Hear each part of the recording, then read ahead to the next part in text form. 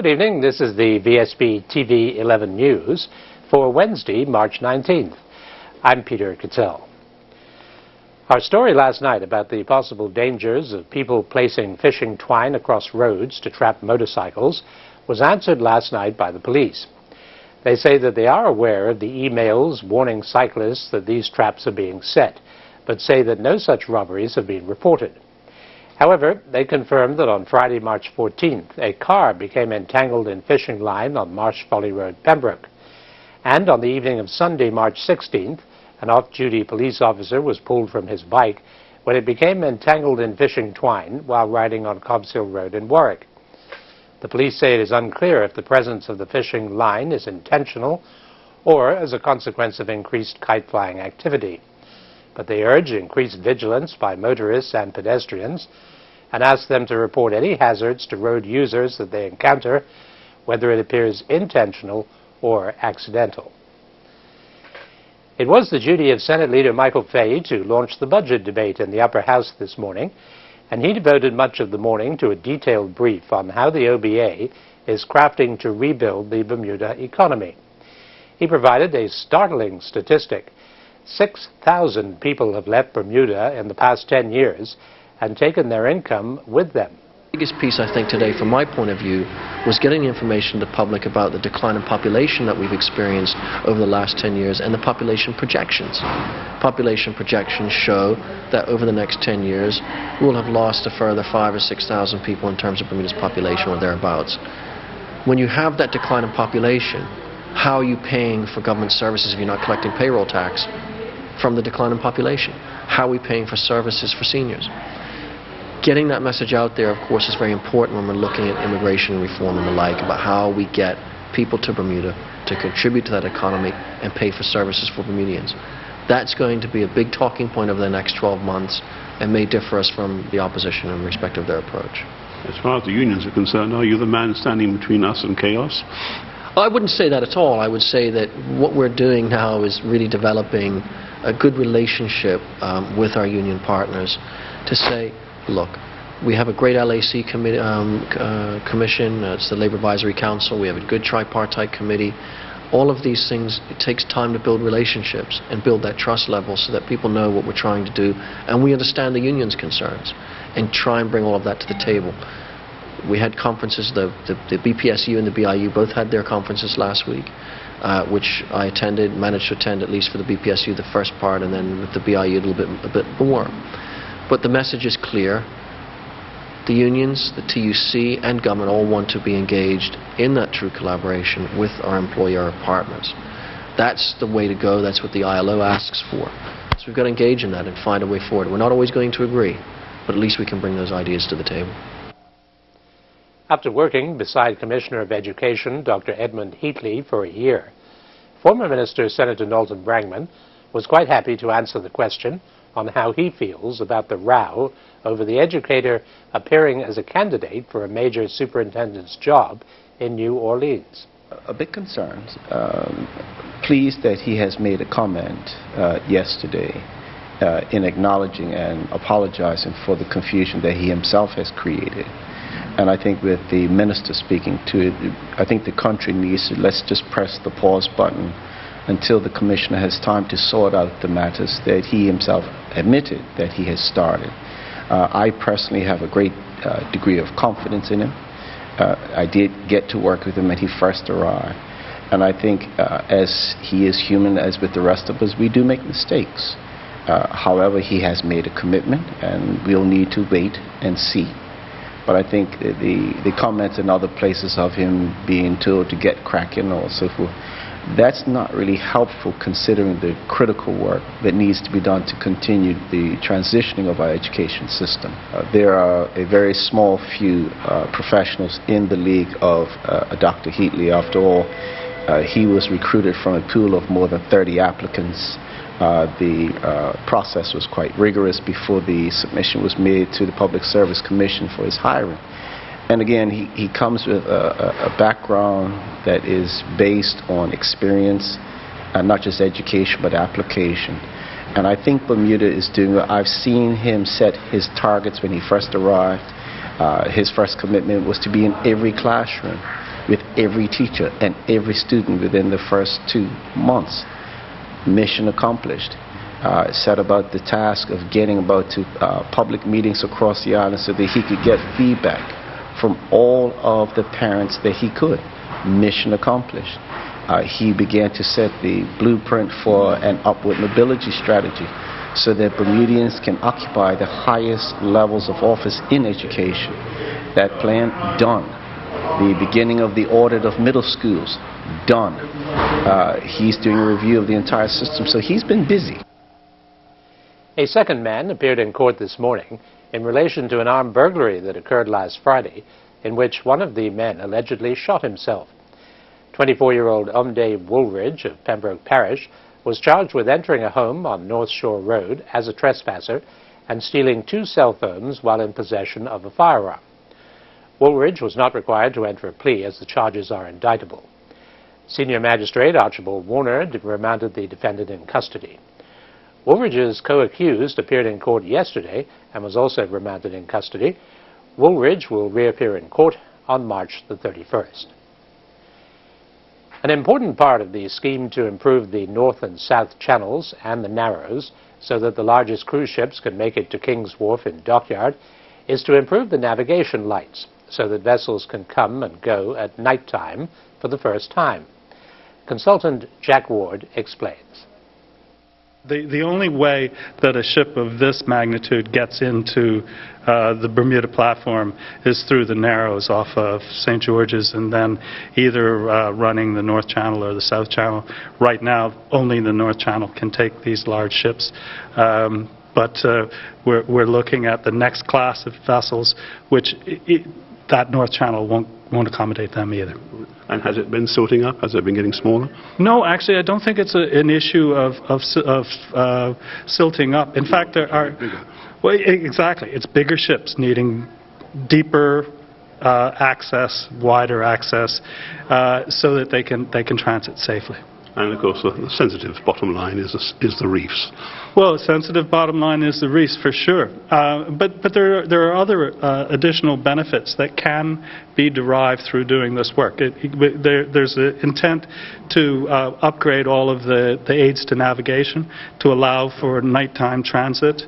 That would allow for better scheduling of shipping arriving at Bermuda. There are definitive benefits to the shipping community in having that happen.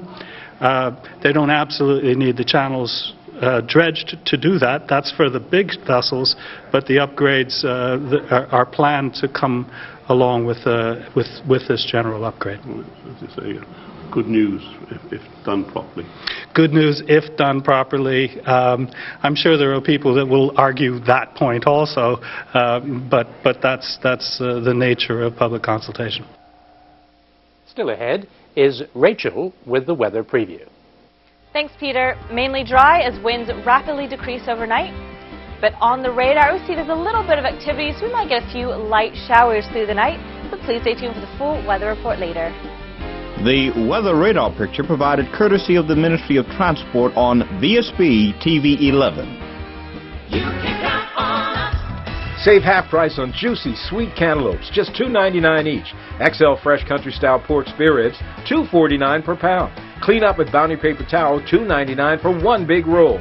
$1.89 for a 30-ounce bottle of ShopRite Regular Ultra Bleach. Save $2.10 on Tide 2X Original Scent Laundry Detergent, just $9.99 for a 50-ounce bottle. Visit our website at www.marketplace.pm for more super specials. You can count on us. For much more furniture, visit Bermuda's only Ashley Furniture Gallery. Big Savings Zone. You want the best? Forget the rest. For all your furniture needs, shop Big Savings Zone and support your local retailers. Have you ever ordered something online expecting it to be a certain price, but when it arrives it ends up being a whole lot more? Beware of those unexpected hidden fees. That never happens at Big Savings Zone. Open Tuesday through Saturday, 9 a.m. to 7 p.m. Big Savings Zone at the end of Stocks Road, St. David's.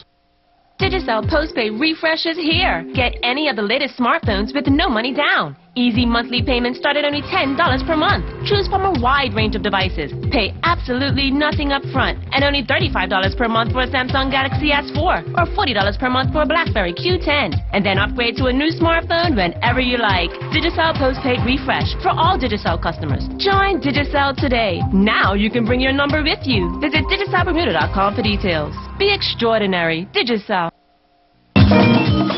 Bermuda is an easy way to find great discounts while discovering fun activities to do in Bermuda.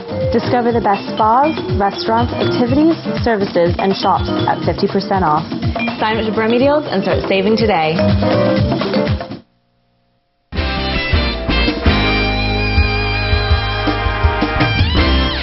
Bermuda is jumping on the bandwagon of saving money and being environmentally aware by making electric cars available.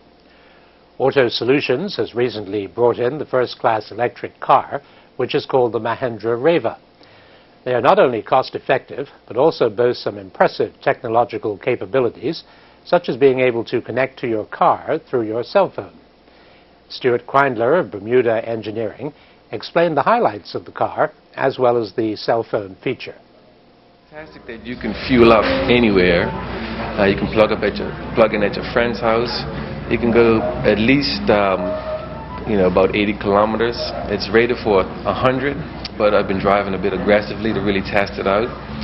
So it's nice that you could, you don't have to worry about stopping at a gas station. You can plug in your car when you wake up the next morning, it's fully charged, and you might not have to charge it again for 3 days or so. This could end up saving people thousands over a time period on gas. Oh, absolutely. Compared to gasoline, which prices seem to be going up, they're very volatile. To be able to take control of your costs a lot more, making the power yourself at home, and that's kind of where Bermuda Engineering can come in. And if you have a solar system on your house, you slash the cost even further. You're definitely talking about thousands of dollars over the lifetime of the car. Now tell me a little bit about this cell phone app and the connection to the car. And it basically tells you a bunch of information. So right now, the temperature in the car is 71 degrees. I can start the air conditioner if I want, so that when I get there it's even cooler. But that is a pretty good temperature as it is. I can also check on the state of charge. I'll do that next. And if you click there, you can see that right now I have 71%. They estimate I can drive 69 kilometers. I can also click on charge points, and then Google Maps will come up. We'll be working on that soon. If I forget to lock the car, I can go ahead and lock or unlock it, and it shows me the status of the car, which is currently unlocked. And then here's the revive function. If I run out of batteries, or if my charge is too low and I'm worried, I can go ahead and make the car revive. Glenn Smith, Managing Director of Auto Solutions, explains that not only is the car extremely attractive and available in several different colors, but it is also environmentally friendly during a time when people are being encouraged to go green. Emissions or anything coming out. So environmentally, it's a great thing for Bermuda, and great thing for the environment. That's more importantly at the end of the day. And also, we're not using fuels, gasoline and so forth, which has spillages on the streets or what have you. And so to me, it's a win-win situation for all. The United Nations has endorsed tomorrow, March the 20th, as World Happy Day. And Bermuda residents are being encouraged to smile and think happy thoughts, especially if they are parliamentarians. Musician Tony Brannan has been impressed by Bermuda's Happy video, which has attracted 200,000 hits and is regarded as one of the best of the hundreds produced worldwide. As we play part of the song behind him, Tony likens Happy Day to the Peace Day we celebrate in October. I just think it's a great concept, and I just think maybe Bermuda's not aware of Happy Day. It's actually been sanctioned by the United Nations and declared Happy Day as annually on March the 20th. Similarly to Peace Day, which Jeremy Gilley had sanctioned by the United Nations and adopted worldwide as Peace Day on September 21st, which is a great thing, and working towards peace and so on and so forth. So the Happy Day concept is really cool. And of course Pharrell Williams, who's obviously been quite the the musical sensation of the year with the Happy Song and other stuff that he's worked on, and so on and so forth, the Dad's hits last year. But I think it's a great concept that he came up with, and the idea that to get all these countries to do the videos to his song was a brilliant one. And there's something like I think 600 almost 700 videos now around the world from 87 countries, so towns and villages and so on and so forth. And of course the Bermuda one is a fantastic one, which is filmed by Andrew Kirkpatrick and his associates. And I happen to believe, and I'm sure Bermudians would, after a lot of people have been to the Happy website where you can go and watch all the videos if you wish. I think Bermuda stands up as having probably the best Happy video, which is fantastic. And so I just think it's a great idea, you know, that and what we did at the Double Fantasy website, we created a page of Happy videos for Bermuda, and incorporating some of the great Bermuda videos that have been made. A lot of them made by Andrew, by the way, Andrew Kirkpatrick. But and we also put out a special thing for tomorrow. Tomorrow's the 20th. Tomorrow's Happy Day, so everybody should really just try to put a smile on their face and be happy. Politicians, be happy with each other for once, and it would be really cool, you know. Now, here's a look at the daily markets, presented by Bias.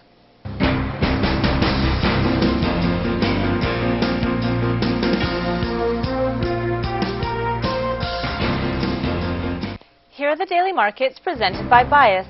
The world's major stock and bond markets were little changed ahead of comments from the U.S. Federal Reserve at the conclusion of the Fed's two-day meeting.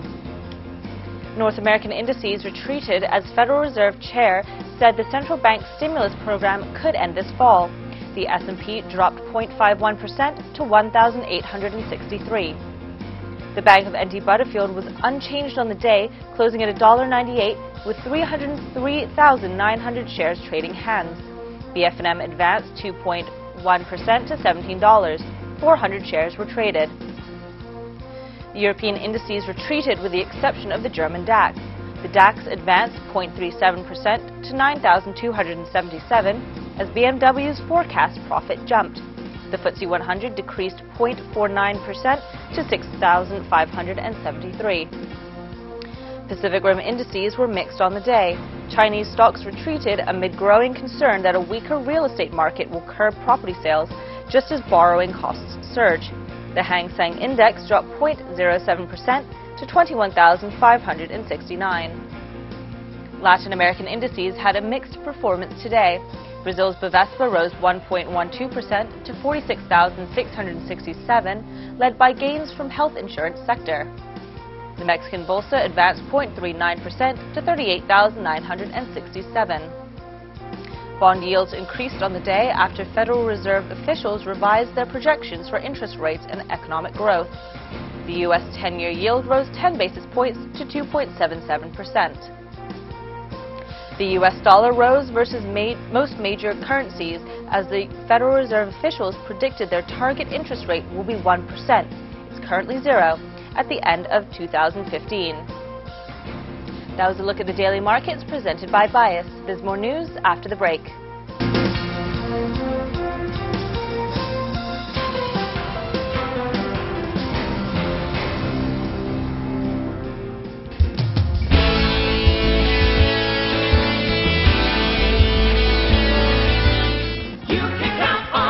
Save $1.50 on a family pack of Purdue fresh chicken thighs, $1.99 per pound. Juicy Bartlett pears, just 89 cents each. Only $1.39 for a 1-pound box of Ronzoni Albo macaroni. Save 90 cents on ShopRite pure cane sugar, $2.39 for a 4-pound bag. Save $1.34 on Nestle's Gold cereal, $4.49 for a 460-gram box. All stores open Monday through Saturday until 10 p.m. and Sunday 9 to 7 p.m. for your shopping convenience. Copyfax is Bermuda's authorized Samsung dealer. See a large range of Samsung color and black and white multifunctional machines, printers, scanners, faxes, and copiers, and all net workable. Copyfax has Samsung machines suitable for home, office, or any size business in an A4 format, taking up less room than other similar equipment. And replacement supplies are in stock for all of their Samsung products. Affordable shopping at Copyfax Limited, where service comes first. There is some confusion about whether or not new passport regulations in the UK have made it difficult for someone who has been granted a Bermuda passport being able to then go after a British and EU passport. Home Affairs Minister Senator Michael Fay sets the record straight. The long and short of it is this, is that in order to obtain a BOTC passport, more commonly referred to as a Bermuda passport, one has to be naturalized. So in other words, you may have status, you may be a Commonwealth citizen, you may have British citizenship. That does not necessarily entitle you to a British Overseas Territories passport until you're naturalized. So that involves an application, takes about 6 weeks. We facilitate it at the Department of Immigration on behalf of Government House. And once you're naturalized, you can then make that application for a British Overseas Territories passport. The naturalization process is a function of the British Nationality Act 1981, which is not Bermuda legislation. Is it automatic? You have to fulfill certain requirements in terms of residency. It's typically, we describe it as you have to be free of immigration control and be a resident for 5 years, be a Commonwealth citizen to obtain a BOTC passport, and be of good character and all those kind of nice, wonderful things that are thrown in as well. But generally, if, of course, you have status, if you have, you're a British citizen, you fulfilled the residency requirement, then you can go and get a BOTC passport through being naturalized. Are there just about every country in the world living with us in Bermuda? I would say so. I think there's obviously various sections that allow for residency within the Bermuda Immigration and Protection Act. So what you'll find as well is a lot of Portuguese nationals who obtained status or obtained permanent residency wanted to have that passport. And so a lot of Portuguese nationals have gone through the process of being naturalized in order to get their British Overseas Territories passport. This is nothing new. This is not something that's been introduced by the OBA. This is just simply getting the information out there to hopefully reduce the number of inquiries we're getting in immigration in relation to the issuance of those passports.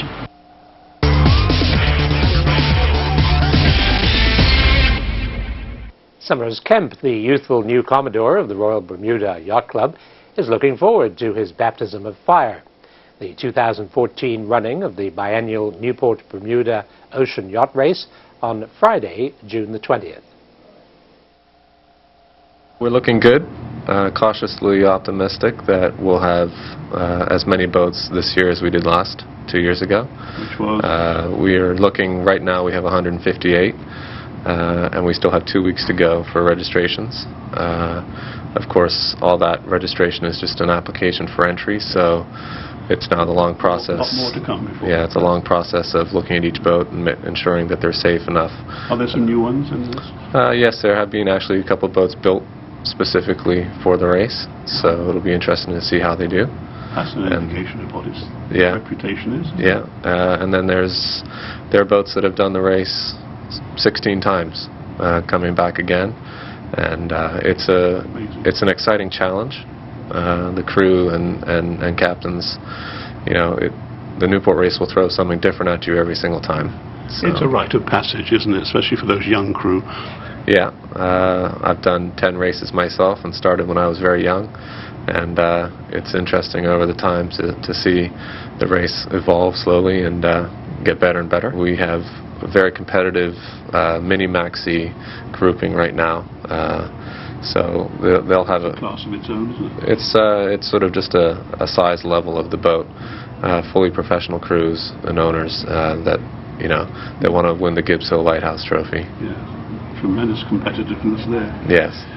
Any changes in the law or the way we do things, or the way the whole thing runs? Any kind of important alterations or change?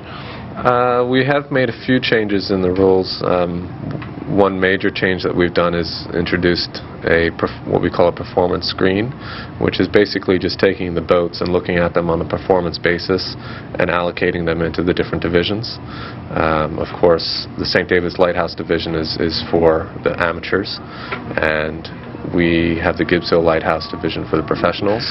And as boat designs have changed over the years, the line has been a little bit blurred, with more amateur boats becoming quite fast And of course, we'd like to have apples racing against apples.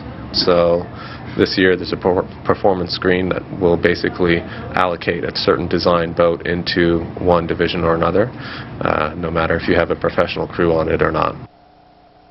Choose to be healthy, Bermuda. Get out there and exercise with a sunscreen, hat, and shirt on every day. Eat healthy, don't smoke, and check your brown spots once a month to detect skin cancer early. Anything growing darker, bigger, jagged borders needs to be checked. Wear your sunscreen, hat, and shirt every day. Be sun safe, Bermuda. Good evening, everyone, and welcome to tonight's VSB weather forecast. Our weather shot is brought to us by David Flashes, taken this morning at Spanish Point. Windy day that kicked up a lot of chop, particularly off of North Shore, as we see in this weather shot. But even though we got some rain through the day, skies were beautiful, blue. Other than that, little fluffy clouds. So it wasn't a totally awful day, but it was an okay day. Thank you, David, for sending in this wonderful shot of the choppy seas. Temperatures for today with a high of 69 at 2:30 in the afternoon and a low of 66 at 11 in the morning. Current conditions, 67 degrees, humidity 70%, winds north-northwest 15 to 20 knots, and barometric pressure is rising at 29.94 inches. Rainfall index for the month of March, 2.58 for a yearly total of 16.89. Yearly normal for this time is 13.03 inches. And looking at the satellite, many settled conditions are expected as winds decrease through tonight, becoming light and variable on Thursday as high pressure builds from the north. A weak cold front brings moderate winds and light showers late Thursday night into Friday afternoon, and then conditions settle with cooler temperatures for the weekend. And if you're traveling, Atlanta mostly sunny, 69, Boston mostly cloudy and 53, Charlotte 67, mostly sunny, London 54 and partly cloudy, Miami 81, mostly sunny, New York 52, partly cloudy, Orlando partly cloudy and 82, Philadelphia partly cloudy and 55, Toronto light snow 37, and Washington mostly sunny and 58 degrees. And back at home tonight, mostly cloudy with a few light showers, a low near 64, winds northerly 18 to 22 knots, then decreasing to 12 to 18 knots, and then veering north-northeast and decreasing to 5 to 10 knots. And tomorrow, sunny periods with a few overnight showers, high near 68, winds variable 5 knots, and then veering southwest and increasing slightly 8 to 12 knots, and then veering west-southwest and increasing to 10 to 15 knots late night. Marine tonight, we've got a small craft warning, seas inside the reef 2 to 4 feet, seas outside the reef 10 to 15 feet, and the sea surface temperature is 66 degrees. And marine tomorrow, small craft warning continues with seas inside the reef 2 to 3 feet, seas outside the reef 7 to 11 feet.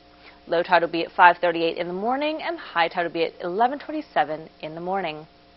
And looking at the 5-day forecast, sunny breaks with a few light showers, breezy, high near 67. Saturday, mix of sun and cloud, high near 67. Sunday, mix of sun and cloud with a few overnight showers, a high near 68.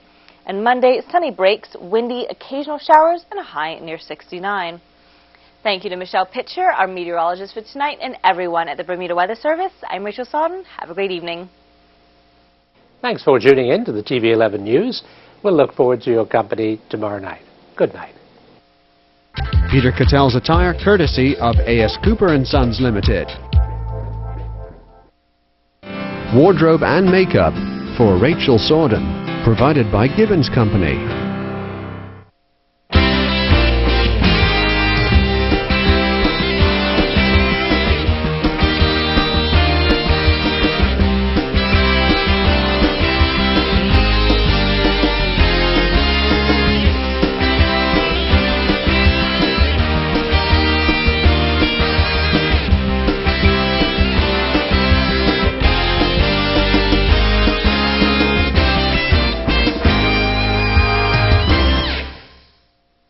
Vsb Tv 11, Bermuda.